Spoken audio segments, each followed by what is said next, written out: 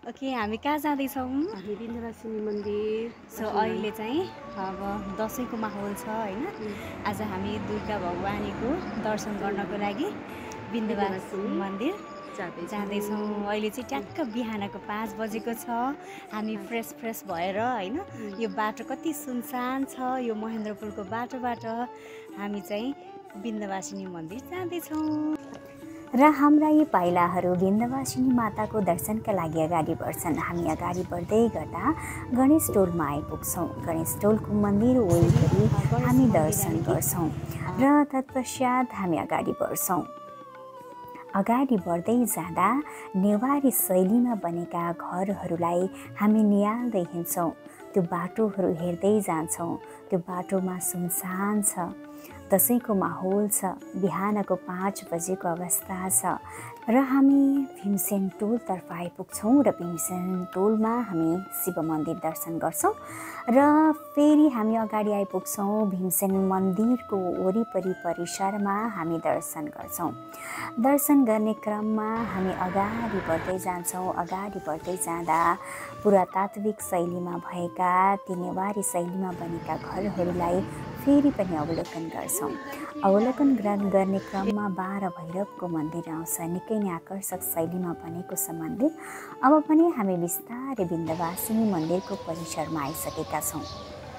गेटमा आइसकेका छौँ। तपाईँले देख्न सक्नुहुन्छ निकै नै रमाइलो वातावरण छ। गेटको बाहिर भगवानलाई चढाउनका लागि फुल र प्रसादीहरू राखिएको छ र हामी बिस्तारै परिसरभित्र अगाडि बढ्छौँ। अगाडि बढ्दै जाँदा सुन्दर गार्डनलाई निहाल्ने कोसिस गर्छौँ।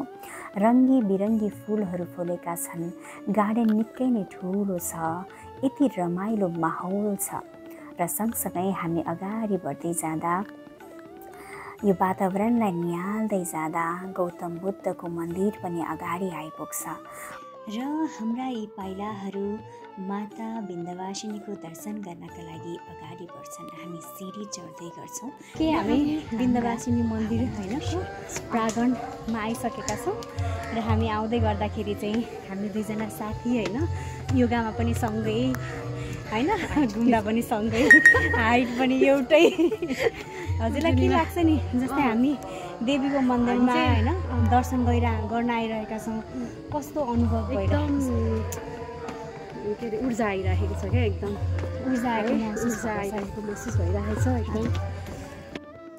र हामी मन्दिरमा आइपुग्छौँ र देवीको ठुलो मूर्तिलाई देख्छौँ र यी पाइलाहरू भगवानको दर्शनको लागि घन्टी बजाउँदै अगाडि बढ्छौँ। यो शान्त माहौलमा हामी अगाडि बढ्दै जाँदा हनुमानजीको मन्दिरमा हामी पुग्छौँ। तत्पश्चात हामी भगवान श्री गणेशको मन्दिरमा पुग्छौँ र दर्शन गर्छौँ। फेरि त्यहाँ पनि मन्दिरलाई देख्छौँ। जसरी दुर्गा माताले अँध्यारोलाई उज्यालो छर्नु भए जस्तै गरी हामी दुर्गा भवानीको विन्ध्यवासिनी माताको दर्शन गर्न पुग्छौँ मन्दिरमा।